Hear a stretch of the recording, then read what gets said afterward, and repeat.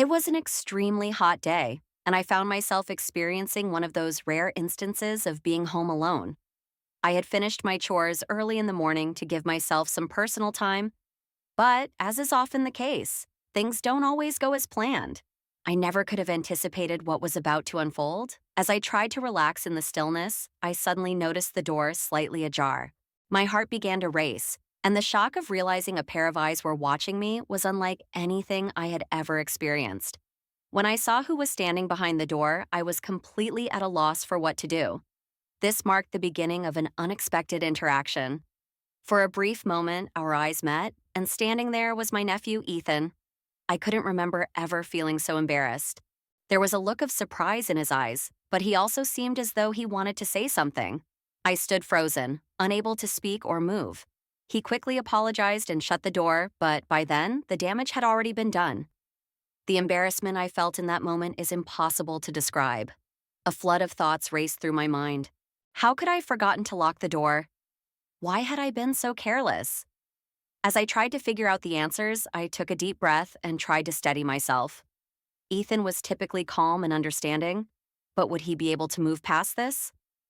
As the minutes passed, my embarrassment slowly shifted into curiosity. I needed to understand what Ethan thought of the situation. I had no idea how to approach him, but I didn't want this to go unresolved. I decided to speak with him in the afternoon. He was in the living room playing on his phone. Taking a deep breath, I sat next to him. "Ethan, I'm really sorry about what happened this morning," I said, my words catching in my throat. "I'm sorry for forgetting to lock the door and for disturbing you." Ethan looked up, a slight smile on his face. "It's okay, really," he said. I was just a little surprised. His tone was comforting, but I was still tense. In that moment, I realized the situation wasn't as bad as I had initially thought. Ethan had handled it maturely, but I was unsure of how this might affect our relationship. A quiet stillness settled between us, and just as I was about to leave, Ethan averted his gaze as though he had something on his mind. "Is there something you want to tell me?" I asked. Ethan nodded slightly. "There's something I've been wanting to talk to you about. Something I've been keeping inside for a while." Those words piqued my curiosity even more. What could Ethan possibly want to say? Would it complicate things further, or would it just be a casual conversation? My heart began to race once again. Ethan took a deep breath and leaned forward slightly, his expression indicating that whatever he was about to say wasn't easy. My curiosity, now mixed with a bit of unease, grew stronger. "I know this is a strange situation," he began, "but I feel like I need to talk about this." As his words echoed in my mind, I tried to guess what he might say. Ethan had always been mature, but this moment seemed to carry much more weight than a regular conversation. "I'm not sure I understand what you mean," I said, keeping my voice calm despite the tension building inside me. "I've been wanting to talk to you for a few weeks," he continued, "but I could never find the right moment. What happened this morning might have given me the chance to finally say something." He was struggling to find the right words, and I still couldn't figure out where he was headed. "Ethan, just tell me what you mean," I said gently, though the unease within me continued to grow. "This is hard to say," he admitted, lowering his gaze and taking another deep breath. "But I think I admire you a bit too much. It's not easy for me to explain these feelings." In that moment, I was completely stunned. I didn't know how to respond or what to think. It felt as though the world had paused for a moment. I replayed his words in my head over and over again, but they blurred together. "Ethan, what you're saying is complicated," I said, my voice trembling as I tried to keep my composure. "I think I understand how you feel, but this is a very delicate situation. We may need some time to think before we talk more about this." Ethan nodded. "You're right," he said. But I didn't want to keep hiding my feelings. After what happened this morning, I felt like I had to tell you what I've been thinking. "I'm sorry. I didn't mean to make you uncomfortable." The silence between us was almost suffocating. I wasn't sure how to handle the situation. I didn't want to hurt Ethan's feelings, but I knew I needed to establish clear boundaries. "Maybe it's best if we forget what happened and end this conversation here," I said. "But Ethan, I won't let this change the bond we share. You'll always be family to me." Ethan gave a faint smile and nodded. "Thank you," he said. I guess just sharing this with you made me feel a little better. After his confession, I was left with a whirlwind of emotions. As I tried to understand his feelings, I also struggled with how to respond. Quietly, I returned to my room to reflect on everything that had occurred. I needed some time alone to think. I wasn't sure how to navigate this situation. Ethan was mature and understanding, but I didn't know how deep his feelings went or how long he had been feeling this way.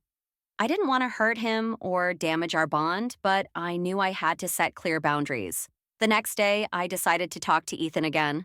We were at the breakfast table when I calmly turned to him and said, "Ethan, I've been thinking about what we talked about yesterday." Ethan took a sip of his coffee and looked at me.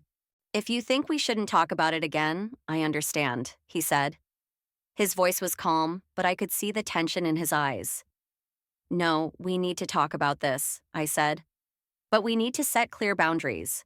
I respect your feelings, and I understand how difficult this must be for you, but I'm your aunt, and I don't want our relationship to change. You are family, and that will never change." Ethan paused for a moment, took a deep breath, and nodded. "You're right," he said. "I need to learn to control these feelings. It's just that everything feels so confusing in my head." Trying to smile, I said, "Feelings like this can be misleading, Ethan, but I'm sure everything will fall into place with time. It's important we talk openly about this so we can guide these emotions in the right direction." After our conversation, the tension between us began to ease. Ethan spent more time trying to gather himself, and I was determined to make sure the situation wouldn't harm our family relationships. Over time, I noticed Ethan starting to move past his feelings. He began spending more time with his friends and focusing on other activities. The impact of what had happened slowly diminished, but it was a reminder of the importance of boundaries and clear communication. That afternoon, I gathered the courage to speak with Ethan again. I didn't feel at peace until this matter was fully addressed. I thought it was important to openly discuss these feelings to prevent misunderstandings. Ethan seemed busy with something in his room, so I gently knocked on the door. "Can I come in?" I asked. He looked up and gave a faint smile. "Sure, come in," he said. I entered and sat on the edge of his bed. "Ethan, I want to keep being open with you," I said. "What you said yesterday really confused me, but I believe we can work through this together." Ethan was silent for a moment before taking a deep breath. "I know what I said upset you," he said, "but keeping it inside only makes me feel worse." Looking at him carefully, I said, "Ethan, if there is something bothering you, I'll try to understand. But when we talk about your feelings, it has to be with an understanding of our boundaries." Ethan looked directly at me, his gaze steady. He said, "I just want to make you happy." His words caught me off guard and stirred a sense of unease within me. "I'm not sure what you mean," I responded, my voice shaky, though I tried to stay composed. "I feel like you're lonely," Ethan said. "I feel like you're not happy, and sometimes I wonder if I could be the one to make you happy."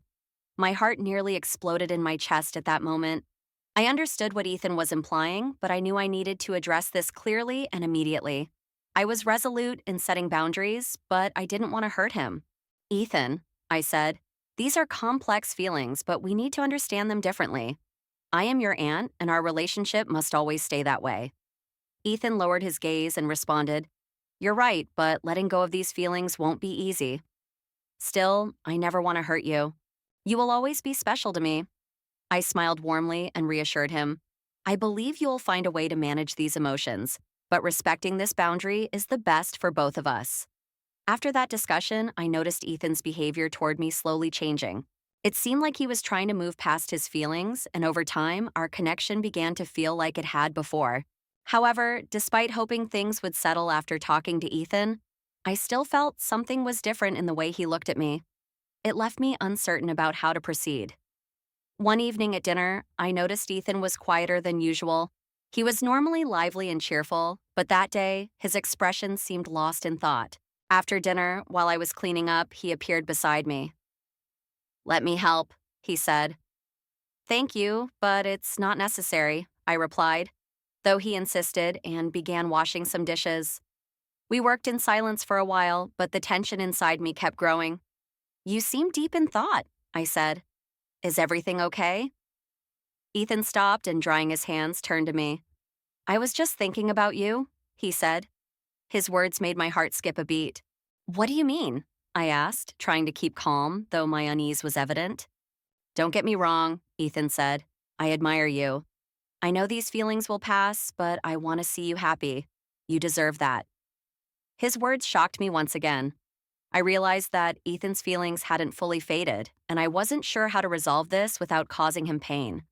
Ethan, I said, thank you for caring about me, but remember, happiness is something everyone creates for themselves. It's kind of you to care, but it's not your responsibility. Ethan gave a small smile, but the deep, pensive look in his eyes remained. You're right, he said, but it still hurts to see you lonely. After our talk, Ethan seemed to withdraw even more. I decided it might be best to give him space and time to process his emotions, but at the same time, I wanted to keep some distance to allow him to redirect his feelings. Over time, the gap between us became more noticeable. We had always communicated openly, but the sensitive nature of the situation made silence more frequent between us. It was painful, but it also motivated me to take responsibility in finding a solution. One warm evening, I sat on the porch with a drink. Ethan joined me a bit later, sitting quietly beside me, gazing at the stars. We sat in silence for some time, the weight of unspoken words hanging between us. Ethan, I finally said, I feel like we're growing apart, and it bothers me. Ethan sighed deeply and turned toward me. I feel like you haven't forgiven me, he said, for how I feel about you. I feel like I've ruined everything. I shook my head. No, there's nothing to forgive, but we can't let this create a rift between us. Our bond is stronger than that. Looking me in the eye, Ethan said, I hate myself for being honest with you, but I couldn't act any differently. Keeping it inside was tearing me apart. I could feel his internal struggle. This young man was grappling with emotions he didn't fully understand, and I realized he needed my support.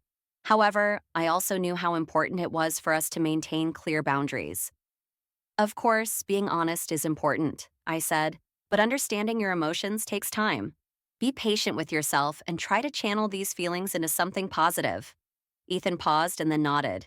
You're right, he said, but it's not going to be easy. It's not easy for either of us, I replied, but challenges like this are what make us stronger. That night, our conversation eased some of the tension between us.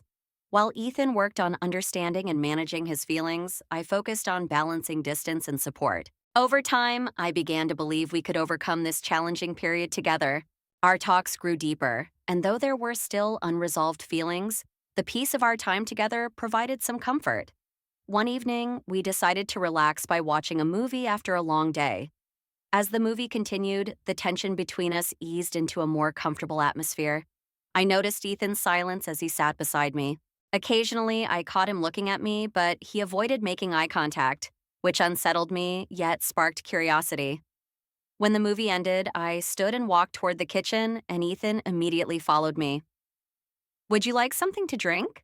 I asked. Rather than answering, he approached me, stopping just in front of me. There was a brief pause before our eyes met, and I could see the mixed emotions on his face. Ethan, I said softly, is there something you want to tell me? He took a deep breath, and then the words came carefully from his lips. I want to make you feel good, he said. It hurts me to see you unhappy. His words left me stunned, unsure of how to respond.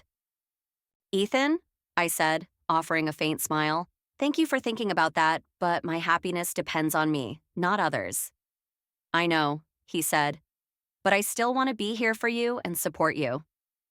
This conversation again turned the distance between us into something meaningful. Ethan's sincerity added a new layer of complexity to my emotions. We spent the rest of the evening talking, trying to understand each other's feelings. Our long discussion that night brought clarity to both of us. I didn't want to lose his trust, and I wanted to help him direct his feelings in a healthier way. But the complicated bond between us often made me reconsider the boundaries. One morning, while the house was still quiet, I went to the kitchen to make coffee. The sunlight streamed through the window, filling the room with a warm glow. As I made my coffee, I saw Ethan step out of his room. His face was tired, but when he smiled, the weariness seemed to disappear for a moment. You're up early, he said. I needed some quiet, I replied. We sat together in silence, sipping our coffee. His presence filled the silence, and I could feel his gaze on me, but this time there was determination in his eyes. Sometimes, Ethan said suddenly, life makes us feel things we don't expect, but the important thing is what we do with those emotions, right? Definitely, I replied. Emotions can control us if we don't manage them. Ethan set his cup down, took a deep breath, and said, I don't want to hurt you, but your presence makes me feel both at peace and confused. His honesty showed emotional maturity. Ethan, I said softly, instead of letting these feelings guide us, we need to strengthen the bond between us, because our relationship is very important to me. Ethan met my gaze and said, then let's protect this bond, but we both need to be on the same side. This conversation marked the start of rebuilding our boundaries and reinforcing our emotional connection. The relationship between Ethan and I had led us both into deep reflections. Over time, our talks became more open and honest, and the distance between us began to be replaced by mutual understanding. But the emotional turmoil stemming from this complex bond was becoming harder to manage. One quiet evening, while I was reading in the living room, Ethan came in and sat beside me. He didn't say anything, but I noticed the mixed expression in his eyes. I closed my book and turned toward him. Do you want to say something? I asked. Ethan took a deep breath before speaking. Sometimes it's hard for me to express my feelings, he said, but I know it's not right to keep them inside anymore. Nodding, I replied, being open is always best, but we must keep our boundaries in mind. Ethan paused and then said, the way I feel about you makes me both happy and uneasy, but I don't want to hurt you. Hearing this, I could feel Ethan's inner conflict once again. Leaning toward him, I said, we need to learn together how to handle these feelings, but the most important thing is to go through this without causing harm to each other. At that moment, we realized that while our bond was strong, it was also fragile. Ethan was grappling with his emotions, while I was determined to support him while maintaining boundaries. That night, we sat in silence for a long time. Sometimes, silence says things that words cannot, and in that silence, we reached an understanding. Ethan's journey in this story was complex, sometimes difficult, but always a learning experience. I didn't know what the future held, but what mattered was the present, and in the present, we were both determined to do our best.